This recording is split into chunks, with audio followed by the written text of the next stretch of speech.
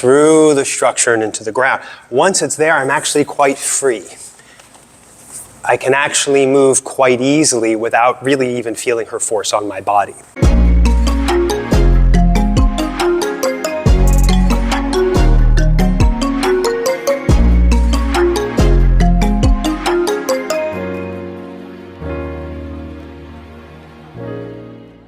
Hi, I'm Grant Kleiman from Darsana Martial Arts. Welcome to the channel. In a couple of previous videos, I showed you how lowering your posture without sinking and shifting your weight horizontally can be common mistakes in our Tai Chi practice. In this video, my senior student Nicole helps me show you how we apply sinking in partner practice to overcome those errors and to become a more effective conduit for force. And stick around for the second half of the video because she shares some insights from her own training that I think can really shed some light on the process of learning an internal practice. Even if I'm in a low bow and arrow stance, but if I am tense in my body and Nicole pushes on me, the best I can do is brace against that. And if she gives me force in any direction other than the one I'm aligned in, I immediately start to lose balance, lose my base, and I can't adjust because I'm so busy bracing against the force that she's given me because I'm relying upon a low stance and a wide base. But even if my stance is very high or even neutral, if she's pushing on me and I sink and she changes directions, I can adjust. And if I'm sinking, then her force is connecting to the ground and is just going to end up returning to her. I don't need to be in a low stance. What I need to do is take this incoming force and sink. And that's song, that's release and feeling the pressure in my body go down through the structure and into the ground. Once it's there, I'm actually quite free. I can actually move quite easily without really even feeling her force on my body.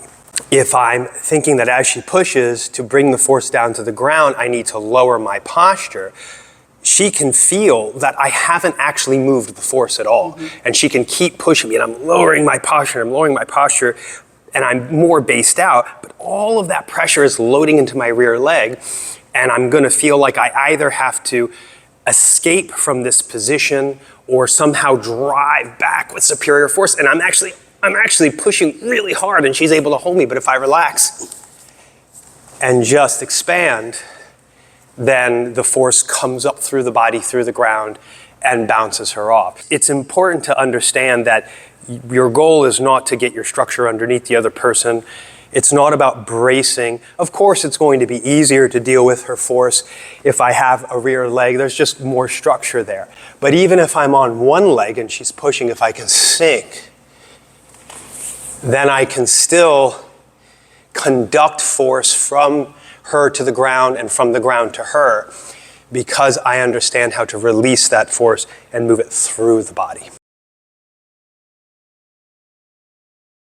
If Nicole is pushing on me and I only understand how to shift weight back and forth from the lead leg to the front in this kind of a horizontal plane, then when she pushes on me, if I can't sustain my structure, or perhaps I think I'm yielding and I'm going backwards, if she keeps pushing on me, she's just going to drive me off the back of that leg. Even if I'm in a longer stance and she pushes and I can escape her, right? That's okay, I can escape her. She might overbalance herself, but actually it's still hard for me to capture and move her because I don't have her force. Her force is still here. I'm running away from it. So then when I try to manipulate her, unless she's really overbalanced herself, it's not going to work. When Nicole pushes, I'm not going to just go backwards to escape from her force or evade it. I'm going to sink it down. And it's okay if that means I move backwards. But it's okay, actually, once I'm a little bit more advanced at being able to sink, if I don't go backwards, I can still capture her force and move her. Because what I'm doing is I'm taking the pressure she's giving me and I'm conducting it down through relaxation. Furthermore, if to come back I feel like I have to shift towards her, I'm going to be blocked. I can't move my mass towards her because her structure's in the way. The only other choice is if I do something to change her contact point and come back at her, and there's nothing wrong with doing that, but I haven't really solved my error. My error is that I shifted my weight backward, and to generate force, I'm trying to shift it forward. And she can feel that and push right against it. If I release, then I'm not shifting my weight forward, I'm extending it up from the ground. If I bring my force up and I tighten and I push, I try to move forward, she can stop that because there's something dense for her to push on. So the idea is as that force comes in, I release to sink. That's my goal. It's a vertical movement, not a horizontal one. I can sink into the front leg, taking her force down there, and that will actually move me forward. But if I push forward, I can't. As she's pushing, I am relaxing the wrist, relaxing the elbow, relaxing the shoulder, the chest, and so on and so forth, all the way down. So her force goes through into the ground. Once it's there, I don't even feel the pressure anymore. I don't even feel the pressure anymore. I don't know if you could feel that. Yeah, it doesn't feel like you're pushing me, but I'm moving. Right, because what's happening is I can move forward because her force went through me into the ground. So I can move forward, and it's just sort of like her force is emptying into me. So it's not that I'm resisting her. Yeah, it's not that I'm resisting her force and pushing myself off. It's that I'm opening up inside. I'm releasing the joints. I'm conducting her force down to the ground. I'm not even bringing the force up to her. I could do that. I could bring the force up from the ground and into her, but I'm not doing that at the moment. I'm just showing that what my goal in terms of movement is not about shifting my weight, but by releasing and letting everything sink down. My weight, yes, but it's more about the force. So my weight is really just the force of gravity pulling on my mass. I release that down all the way through the feet into the ground. I shouldn't feel heavy in the bottom. I should actually feel very light and very free, but I can still open the joints and move her. So it's not about that, right? It doesn't really matter what my stance is too much. It's helpful to have a rear leg to have that conduit. But if I'm good enough at opening up and sinking if she's pushing against me, and I would take the time to release everything. When you're practicing, take the time. Have a partner who's patient enough to let you release and sink and take everything to the ground. Then, once I've done that, even if I'm stretched up high in my stance, it doesn't matter. We don't need to lower our posture down to be strong and stable. It's not gonna work. It's just, whew. You're actually pretty strong. That's not what it's about. And it's not about getting my structure under her to leverage her up. Yeah, I mean, he kind of did that a little bit, but it's not. I can be above her, but if I'm open, then she moves. It's about being a conduit for force, and we develop this in standing Wuji practice. We develop this through our form movements. It's movement going through the body, not so much about moving the body parts in any particular way. Doesn't mean structure doesn't matter. Structure definitely matters, but it doesn't matter as much as maybe some people think it does, or you haven't yet learned how to open and release and conduct force through the body. And so then that's kind of your only recourse if that's the case. If you're still sort of using the muscles to grab onto the bones, to grab onto your mass and move you and stabilize you, it's going to feel like that's your only option. Yeah, you're either going to try to do something to evade and move away, right? And those are good skills, go ahead. I mean, if you're good at these skills, you can still catch somebody off balance. That can work, right? It's not to say that those skills aren't part of what we're doing. It's just a step along the road. You had something? Yes, I was, it's so interesting being the partner test dummy person, because when I watch, the demonstrations on other people versus feeling it, it's so different because even, for example, when you get in your stance and you just kind of turn and then this will happen to me. It looks as if you just kind of sat down and turned, but that's not what it feels like. Like I feel the difference in the energetics. So, you know, when you like push yourself off of me, I feel the tension in your body, and I'm just standing there like in my as rooted and relaxed as I can be, and I feel you bounce off. Versus when you release, I feel everything empty, and then I'm like, ah! It's so crucial in feeling it for the concept to really download, because I watch it all the time, and I'm like, okay, feeling is just that bridge where it's like, okay, now I have a feeling to chase, or like to okay, relax, like what does that mean, and the emptiness that entails, versus feeling the tension from my partner. So it's very interesting to be on the other side of it, hear you describe it and feel it. Right. This is why these are common Tai Chi mistakes, because for a lot of people, they maybe didn't get the opportunity to feel it, and it might not have been explicitly explained.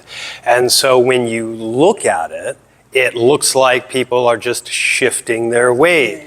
And there's, of course, plenty of people who get down in low stances. And there's nothing necessarily wrong with getting down in low stances. I've done that in my training. But that's not the method of generating power. It's not the method of conducting force through the body. It's not really what we're doing. It's more of a way of training the body physically, which frankly aren't absolutely necessary.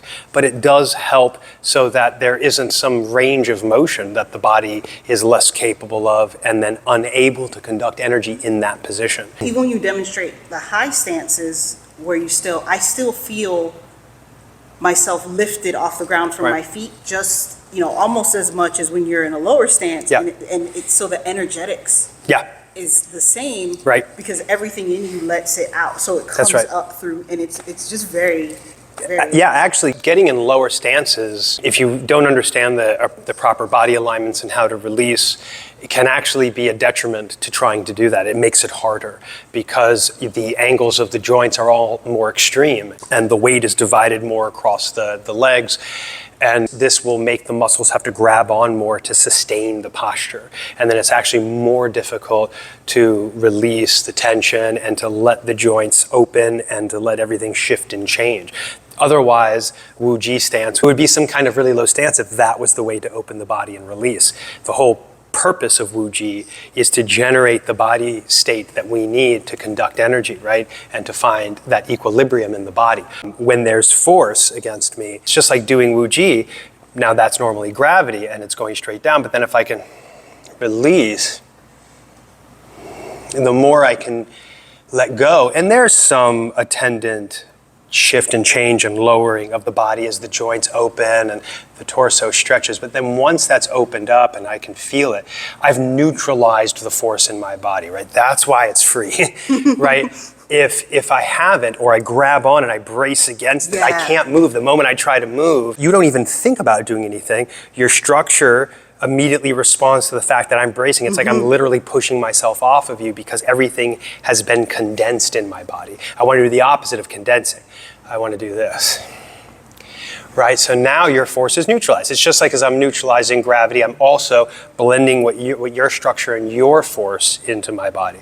So once I've done that, just like in Wu Ji, I should be free to do something like the form, right? And here, like when you neutralized, I felt like I wanted to fall in. Yeah. And I had to go, okay, wait, can I find as much Wu Ji as I can get? Right. Because I wanted to fall into that. Right, because you're not feeling what you would normally feel, the density to kind of lean against that and to brace yourself off of. If I go like this. That felt good for me. As soon as I tighten up my spine, tighten up my back, tighten up my joints, push from the ground, push from my arms, try to have structure, I can't.